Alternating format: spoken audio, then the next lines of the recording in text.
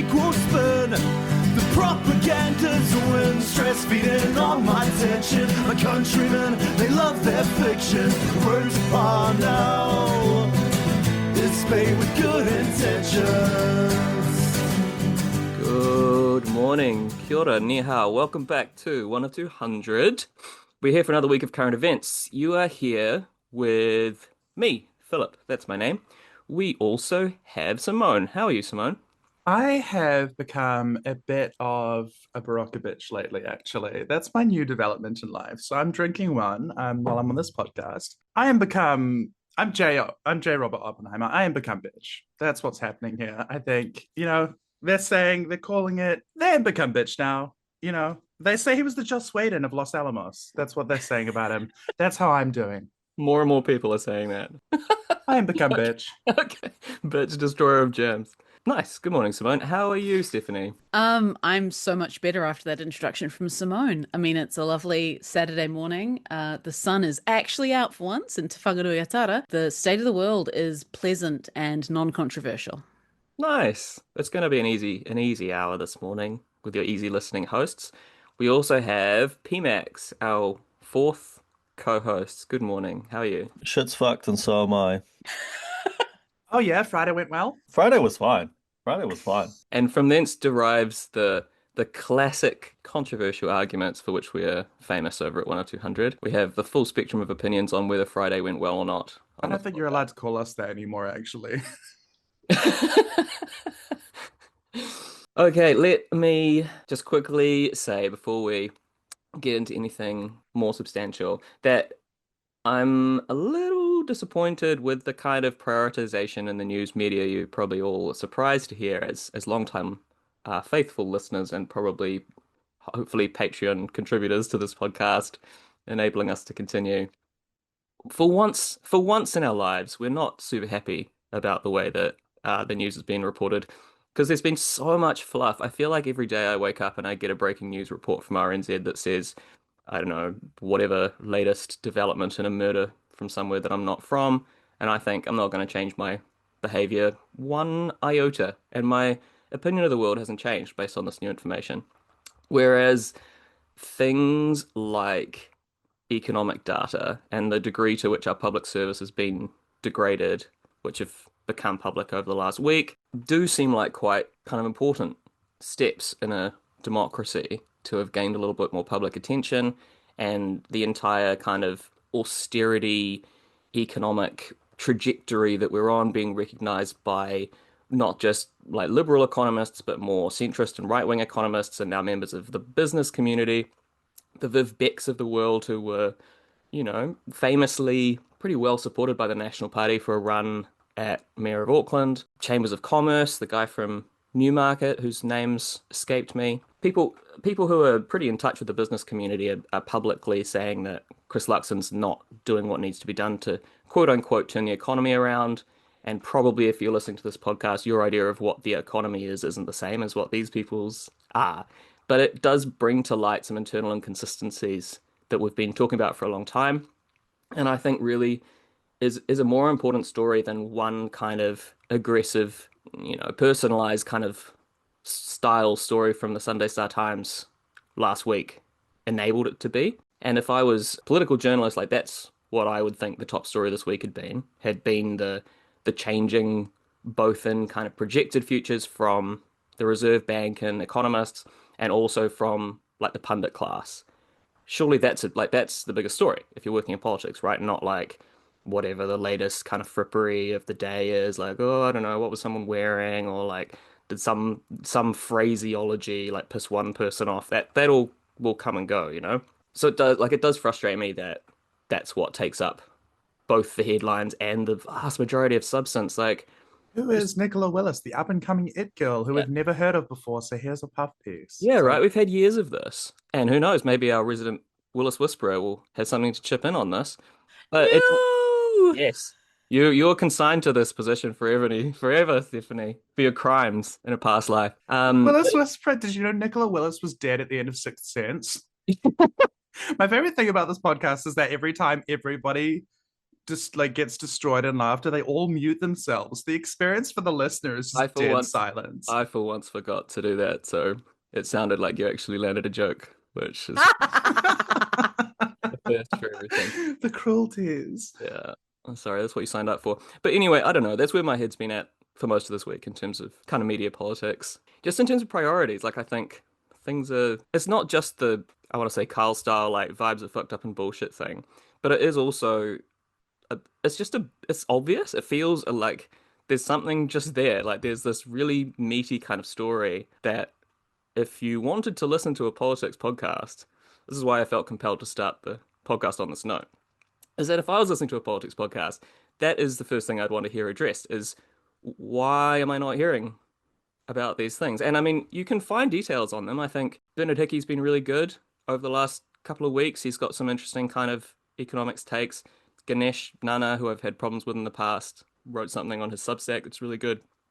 But you have to go looking for these things. Like they're not being presented to you, and the vast majority of like news searching New Zealanders are not seeing these things because they're behind paywalls or they're like very specifically targeted in who they're reaching, which I just find frustrating. And like that's the biggest story right now politically is that like the our public services, and I include in that like public sector services like teachers and healthcare and all the big kind of stuff that keeps our economy moving and keeps our society functioning is being dumbed down in a like quite historic fucking way. And that's not on the front page. Like an attack on Christopher Luxon as an individual isn't the same as saying like this entire government has a plan which is making your life harder. And like I hate to play like resident centrist, but like not even in the way the John Key government did, right? Like they've consciously That's chosen. actually the worst Resident Evil sequel. There's a village full of Philip just being like, you've got to hand it to David Seymour. It's the opposite. It's Loud Hill as opposed to Silent Hill. There's just 1,000 centrists all handing it to each other. Yeah. Sure. Sorry, what was the point you were going to make? My point is that like it's a conscious choice that this government's made, which is like widely recognized amongst the kind of pundit class, the economic class. That feels like it should be bigger news than anything else that I've seen in the news for the last week that's taken higher billing. I don't know. Stephanie, what are your vibes? Yeah, I think there's a real deliberate putting on some blinkers and addressing every new outrage by the government as though it's a standalone issue. So scrapping NCEA is just a standalone issue and it's fine. Saying that AI is going to be marking everyone's exams is just a standalone issue and it's fine. Giving preferential contracts to private healthcare providers much more than we fund our GPs for. Oh, that's just fine. Tax cuts for landlords, fine. Cancelling the ferries, obviously not fine, but not ever painted in terms of the broader picture of everything else the government's doing. And I was just one story that I'd forgotten to mention we should talk about, so I was just checking it out because it's got no coverage except behind the paywall at Business Desk, is Brooke Van Velden making new appointments to the Employment Relations Authority and literally saying, I hope these appointments will result in smaller awards against businesses.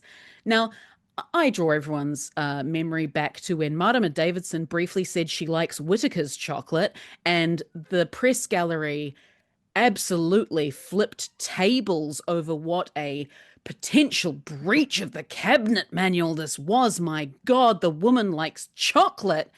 And yet Brooke Van Velden is literally saying, I'm appointing these judges effectively so that they will make judicial decisions that are more in line with my political ideology. And it's behind Business Desk.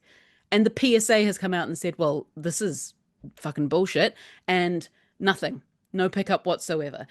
It's, as you say, it is a choice both to not cover these things and when they do get covered to treat them as though they are all standing in isolation. They're not activist judges when the action is to make people's lives worse. That's the thing. I really like what you're saying about looking at a thing and saying, oh, this is just the small piece. Let's focus on that for this story. And it's fine. But even if they don't say it's fine, even if they say it's odd, it's like looking at a shadow of a person burned onto the pavement and saying, oh, that's odd, instead of looking at the destruction of Hiroshima and saying that's monstrous. And that's what the press is doing. in this country. Oof, yeah, that's beautiful. We should also just mention the CTU, New Zealand Council of Trade Unions, has finally come out calling for the Prime Minister to remove Brooke Van Velden as Minister for Workplace Relations and Safety, which I might be wrong, but I don't remember them doing that before with previous ministers that they've worked with for the last couple of decades. I will note and not say anything further that they recently had a change of president. Ah, interesting. Probably From Richard Wagstaff, formerly of the PSA, to Sandra Gray, personal idol of mine, formerly of the Tertiary Education Union. well, on a oh, thanks for that side note. And maybe the next side note will include which TV Stephanie's been watching recently and other such unrelated. Do not start me on the Fallout Season 2 trailer, Philip. We will be here all day. Jesus Christ. The woman's hour, yeah. Woman's hour. Can I put the conspiracy hat on for a second? I didn't know you Please. taking it off, Pmax, but yeah. Okay, this is conspiracy brain, so please put the tinfoil on before receiving these thoughts.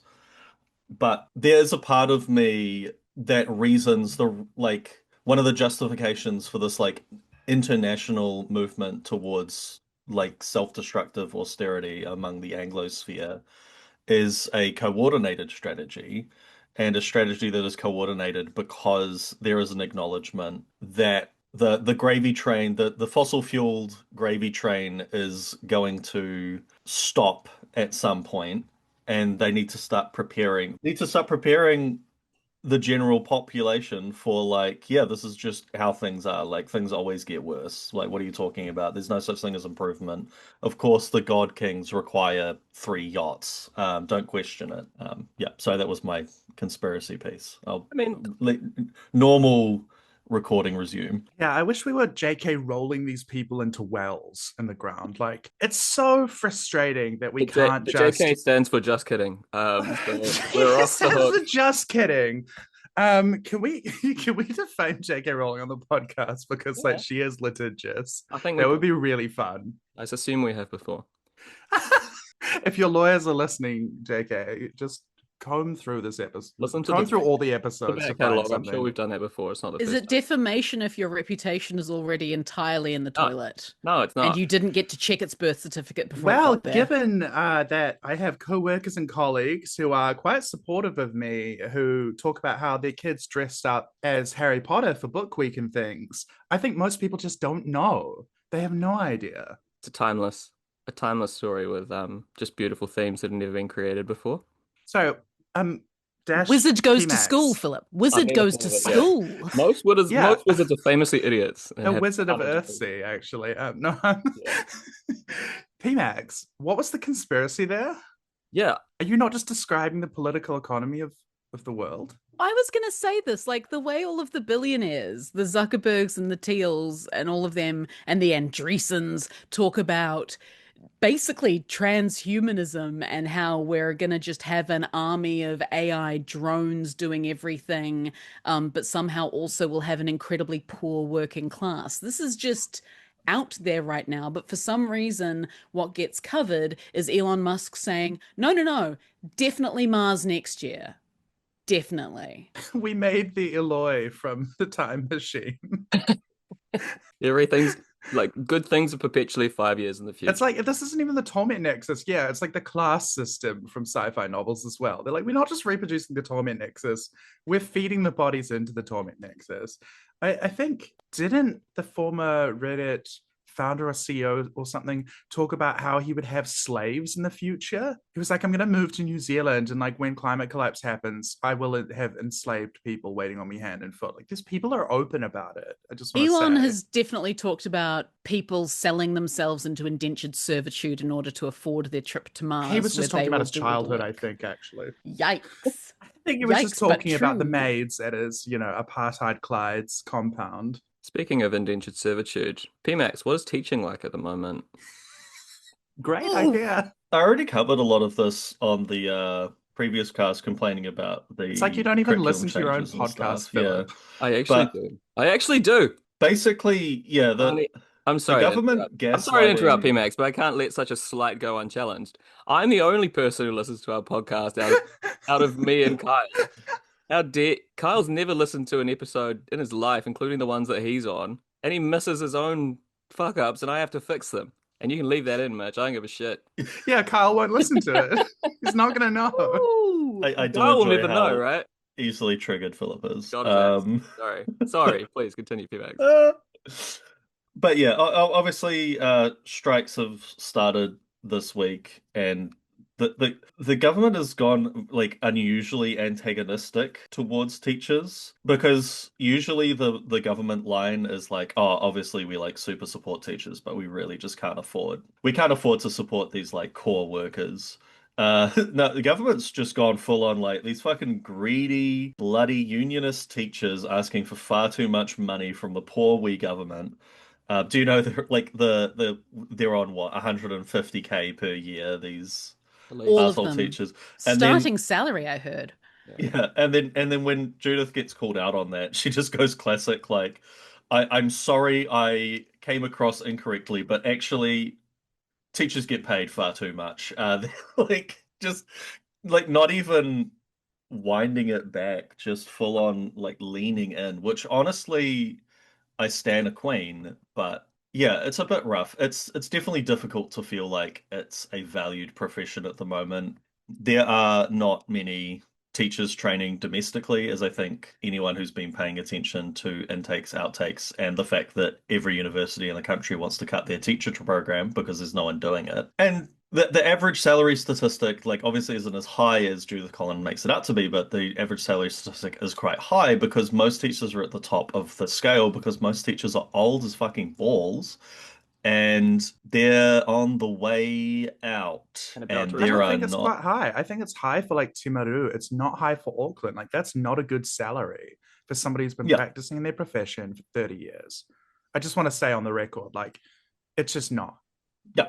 Well, and that's one of the things that like the government's messaging is avoiding is if you're at the top of the scale, your pay adjustment is 1%, which is below inflation. And Which is a like pay cut. Tut, tut, tut, tut, tut. yeah, like maybe this is showing the hand too much, and if my colleagues hear this, they might get mad. But honestly, the PPTA would probably settle for inflation adjusted wage. We're really not asking too much for the wage. The a lot of the bigger contestations come down to like the details of the work. So the extra callback days is a huge alarm bell because that's basically asking schools like, hey, let's just add 10 more days to your operation without like any extra, well, presumably without any extra funding, because I doubt the government wants to fund the extra time. So that's just going to like take money out of the days where school is open and there are students there. It seems purely just sort of like a punitive thing. I suspect it's Associate Minister David Seymour's inclusion because he really seems to hate the idea that teachers have time where they're not required to be at school, even though he himself is rarely in the debating chamber relatively. Yeah, it's very demoralizing. And then there's also just the fact that as I look off dreamily and think about Australia, the fabled land. Facing Mecca for teachers is just looking towards Australia. Dog, I can get a roughly 15,000 New Zealand dollar pay rise to relief teach in Australia. Like literally just Mm. walk into a classroom, kick back and write my novel while kids scream at the walls. Five I times can a do the day. same in my profession, like Yeah. almost double my salary. Well, Yeah. like I can increase my salary by doing something much less demanding. I'm staying. There are an ever increasing number of teachers who are not. And it's getting to the point where we're having international students come to New Zealand, go through sort of like international students who have been teachers in their home countries. They come to New Zealand, they go through the training, get certified in New Zealand, and then they're going to Australia once once they've like got citizenship and stuff. And it's like even when like the golden bullet to the teaching problem, which both Labour and National have hinted at, is like, oh, if we run out of local teachers, we'll just like, bring in a bunch of teachers from the Philippines or something. Like they'll work for terrible wages. I think No, even those people think that's called the nurse strategy, Pmax. yeah, and it's not working because they're just going to Australia because it turns out, yeah, there's still a better deal on the horizon. I would not be surprised if we saw like immigration restrictions on the part of New Zealand, making it harder to move to Australia just to try and arrest the brain drain because it's getting chronic. It's funny that the brain drain used to be people who were born in New Zealand, and now it's I mean all the people who were born in New Zealand and have been Much like everything under the neoliberal period, we are now exporting our brain drain to the third world. Yeah. That's the Literally, global south. yeah. Wow, that's a really good point. Yeah, We're offshoring our brain drain, actually.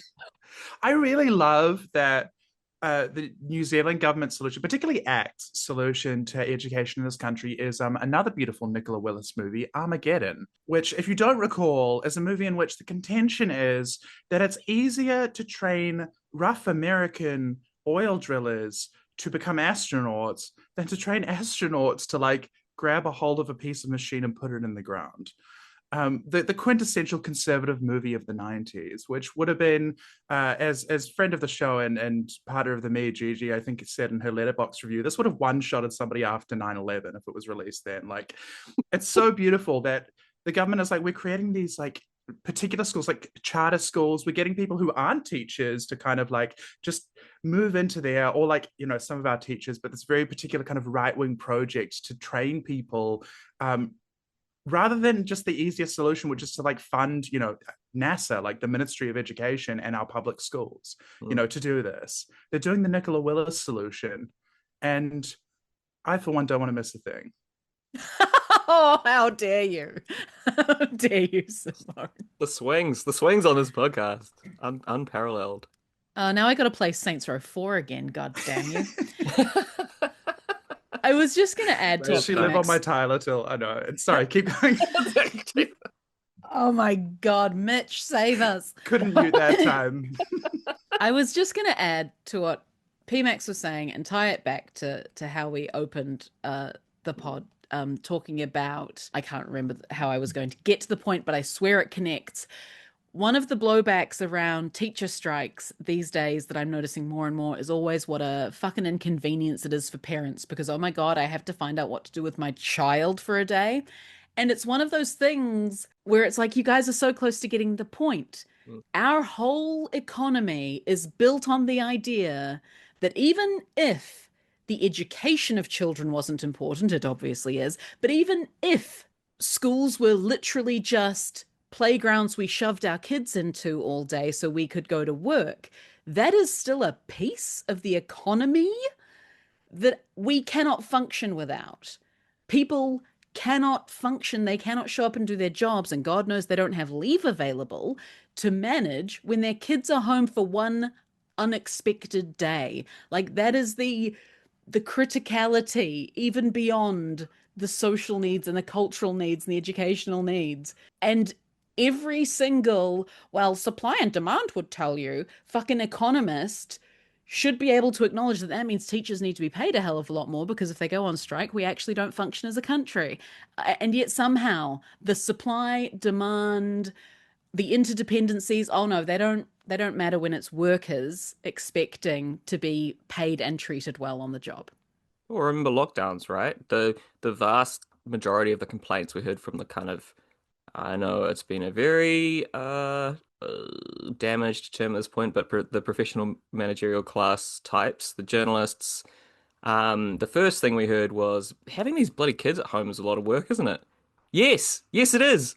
Like, who do you think has been doing this, Mahi, for the last your entire lives? Insert time here, right? Like, yes, it is a lot of work. Keeping them sane and improving in their lifestyle is why teachers deserve to be fucking paid a good wage. Like, I don't know who you thought was creating the future, but it wasn't you, you know? It wasn't you this whole time, is really what that reveals. And that moment of kind of realization is something that you would think an incipient kind of left populist movement could have built on. But unfortunately, we had Labour Party in power with 50+% of the seats and 80+% of support of the country, and they decided to not just do nothing, but go backwards from that kind of cultural realization. Gotta love a two-tier hurts. welfare system, because when middle-class white people lose their jobs, Yeah, well, they can't possibly survive on those benefits, which aren't for them. I did feel that this segues us somewhat naturally into the article I wanted to have a rant about, which is Radio New Zealand's What Will Encourage New Zealanders to Have More Babies, because I genuinely think that one thing lockdown revealed to a lot of people is they don't know why they had kids, because they didn't seem to enjoy their time with their children. And a lot of that is probably just, again, the structural thing of, no, I have a job that I'm somehow meant to do remotely, but also I'm also expected to be a child carer. And wow, our economy isn't set up for us to only have one wage households anymore. But this Screams is so just badly. It's the worst shit I've heard in my life. The article is by Susan Edmonds, and she's not being too bad. She doesn't have the dog whistle, which I'm normally looking for, which is why aren't middle-class university-educated Pākehā having more babies? But that's why this issue That's 12 is words, one... not 14, but close enough. Nice. Yikes. Thank you for checking me on that. This issue of why aren't people having more babies is just the new why are millennials not buying homes? Why are millennials killing the diamond industry? It's focusing a lot on how people aren't having enough babies to replace our population. Oh no, we might need more migration, which is always a racist dog whistle, even if you don't mean for it to be. As soon as you're talking about numbers of migrants increasing, And replacement. you know what rhetoric you're and replacement, good call, you are feeding into some shitty rhetoric. But this article goes all the way through, and it's got these very just matter-of-fact statements like, oh, well, these days you just can't have support kids in a household on one income for no reason that requires no further explanation or exploration. There is no context. It just, one day we woke up and you needed two incomes to have kids and afford a house. Oh, but the other narrative that's allowed on that is actually this is the fault of women for entering the workforce, which is an extremely reactionary one, right? Trying to pull women out of the workforce. That's the other one that you're allowed to say. Exactly. And part of this, it's phrased very neutrally, but is basically saying, and baby bonuses don't work. Please don't even think about the idea that giving people more money would make their lives easier. But part of it is, how do we make it easier for people to move in and out of the workforce? Because we're still going to expect one particular group in society to be doing the having of the children and the raising of the children, and the not doing the paid work, which is the only way your life has dignity. There's so many of my personal bugbears in this story. I apologize for being even rantier than normal. But where it becomes quite personal to me is that this rhetoric always ends up with, why are people having kids later? Why are they having fewer kids? How do we encourage them? Because clearly they just haven't thought of having kids in their 20s. And as I did go off on the Discord about, I have one child. I had her in my late 30s, and a big part of that was dealing with infertility and needing to do IVF, but a bigger part of it was that we didn't even have the capacity to start trying in our 20s. We weren't in a position to find out in our 20s that we had fertility issues, so we could have addressed them sooner. I really enjoyed pregnancy. I really enjoyed having a baby. I would have loved to do it again, but fuck it, I'm 42 now. And all of the material things that got in our way, it wasn't just about what everyone blames these days, which is the cost of living, which is kind of the day-to-day present situation. What we also refuse to acknowledge is that it's always precarious to have kids. It's always a risk, because shit, what if you do lose your job? What if someone does get sick? What if you do need to move? All of the safety nets, all of the social contract that previous generations had, where they could just take it for granted. If I need a house, there will be public housing. And if one of us gets sick, there will be a functioning hospital, a GP where an appointment is available, ACC to cover lost income. There will be an education system which is resourced to do a lot of that child caring and child rearing for us. There will be a kindy where there isn't a 6-month waiting list for our kid to get in. All of these things are gone now. They have been deliberately dismantled. And then we look around and go, well, older generations who kind of haven't noticed because it didn't affect them personally are looking around and going, but why? But why won't you just have kids? I want grandkids. Where are my grandkids? I don't know. Where are our freaking houses? And just to get back to the eugenics of it all, because it is always eugenics, talking about it as migration. Oh no, it's not people like us having babies. It's always, how do we encourage middle-class white women who've gone to university to have babies because they grow up smarter, which is definitely not a function of class privilege or access to education or anything like that. It's definitely just that white women with university degrees naturally, I'm doing big scare quotes, this is an audio medium, have kids who grow up to be more productive members of society. The whole thing, it's one column which seems pretty just simple and, how do we solve this problem? But why is it a problem? How did we create the problem? Why is it worrying that the only solution available to us is bring in more people from other parts of the world, which also we treat like shit? It's such a broad problem with such obvious solutions, and all of them are socialism. Thank you. Exit stage left pursued by a bear. You know, fill in that gap, Philip? No? Okay. What, you just Master nothing? podcast host showrunner here. Showing real form. Look, one thing I like to do is notice when people unmute, so maybe take some responsibility, Simone. Feel free to cut that much. Yeah, I mean, Mitch, keep that in. okay. Because I am become Barakovich. Barakovich. Barakovich is really good. That's kind of a Russian thing, you know. I am become Barakovich. I thought it was Aaron Barakovich. I heard Aaron That's right. Brockovich also, yeah. We have to stop. Yeah, I'm the Aaron Barakovich of New Zealand. I'm really going up to Fonterra for poisoning the waterways. New Twitter name. We're gonna do a class action for the nitrates. Every action's a class action when you're on the left, Simone. Yeah, I mean, that was incredible, Stephanie. I don't know how you managed to pull that off without just reading straight from a speech that you'd pre-recorded, because that should be your fucking pitch for being in Parliament next term. I'm on my second cup of tea, and that's really when the That's vibes enough. kick That's in. all it takes these days. That's fire. Yeah, interesting. Like there's like I think like a hidden kind of authoritarianism to these like articles that come up. And I don't know if Stephanie specifically referenced it, but this was based on an RNZ article called "What Will Encourage NZers to Have More Babies" on the 19th of August 2025, if you're listening and you want to look it up. And it's pretty horrific for an RNZ article, which normally you would kind of expect a bit more rigor and, I don't know, humanity from. It's quite nasty. But I think does give a good kind of cutting understanding of why you might not be completely happy with these narratives that are showing up. And they're both kind of political and cultural, right? I know those things aren't entirely distinct, but there's the kind of the policy aspect of, oh, what about fucking like numbers of people coming in and going out and babies being born and stuff. But there's also the kind of unpleasant cultural aspect of eugenics that Stephanie, I think, was very like compelling about just then. I mean, the fact that like near the end of the article literally says the thing is any kind of population policy will ultimately be thwarted by the fact that people can choose to leave. What the fuck are you talking about? Like, who is writing that and then going to bed at night sleeping like a baby? Deranged. Yeah, it goes back to, but what if we invested in our public services and then people took that to Australia? Like the fundamental premise, just to jump straight back on that high horse because it had not traveled far enough. I'm in Skyrim, I'm going up the mountain. The fundamental underlying premise that even the person writing it is probably not aware of is that human life exists in service to the economy.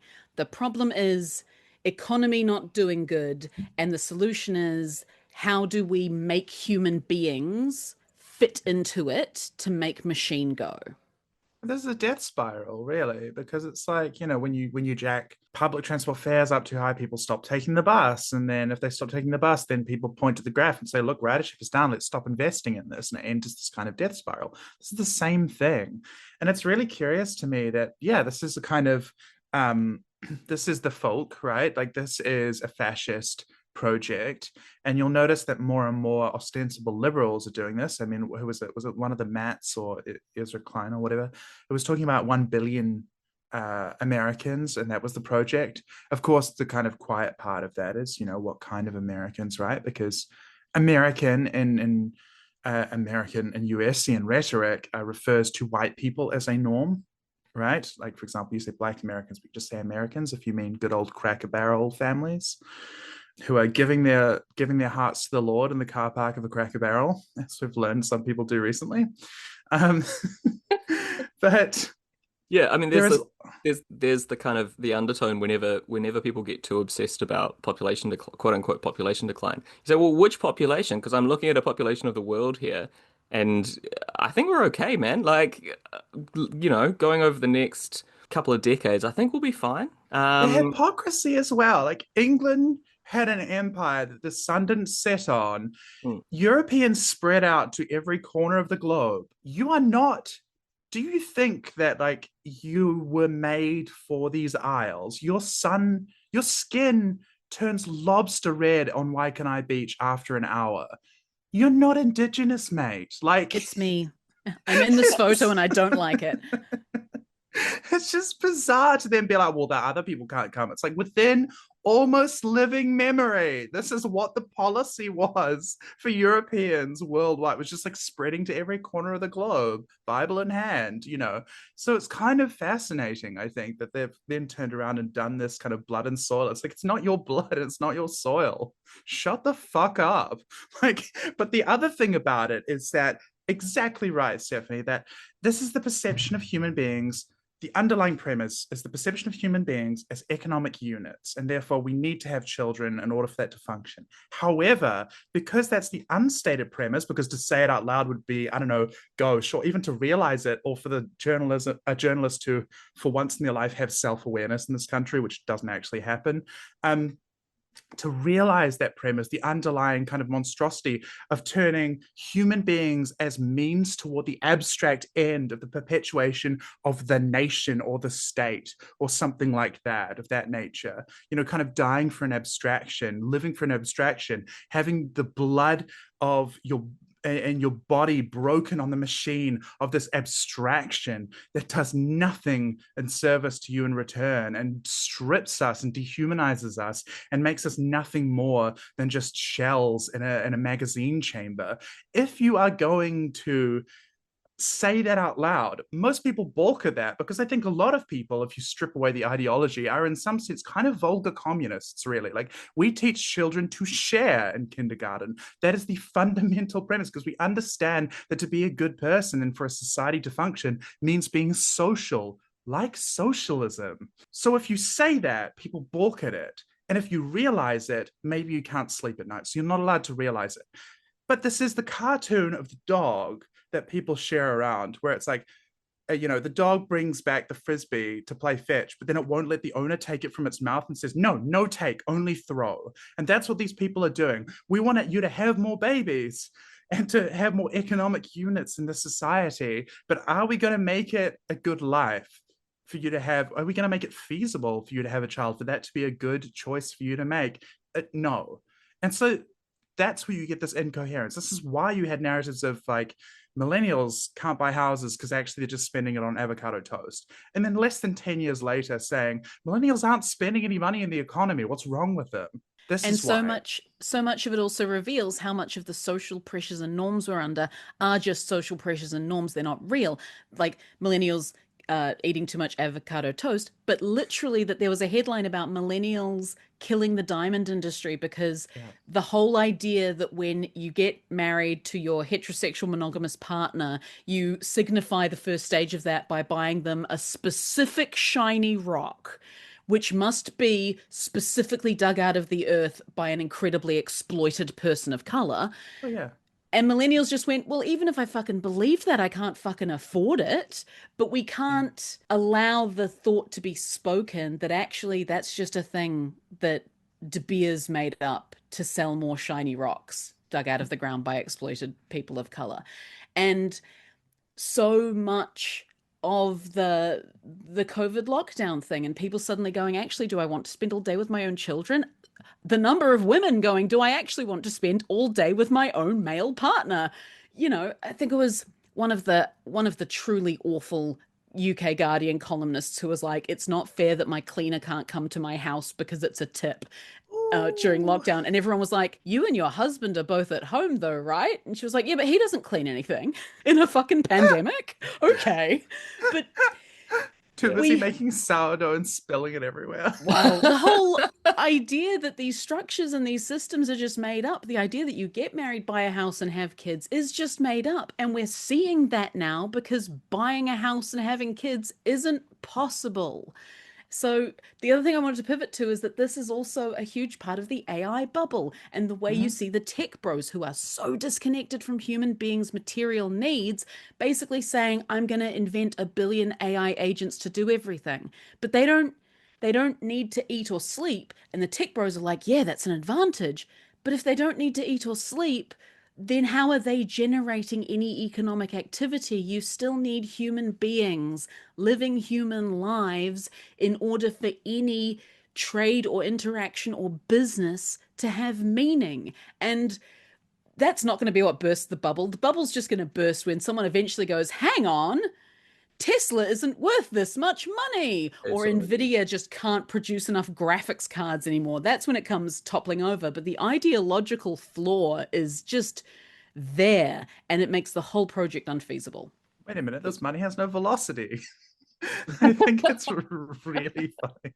To come I back. think Yeah, I mean it's- I think that is already happening in like several important ways, which doesn't mean that the AI bubble won't continue, but like China dialing down their Nvidia imports, plus what was it? Oh, Facebook Meta laying off a bunch of AI engineers or whatever. Like I think like these things are starting to come home to roost. It'll be, I imagine, like a bit of a slow collapse, but luckily the economy is fine and we'll weather it completely fine.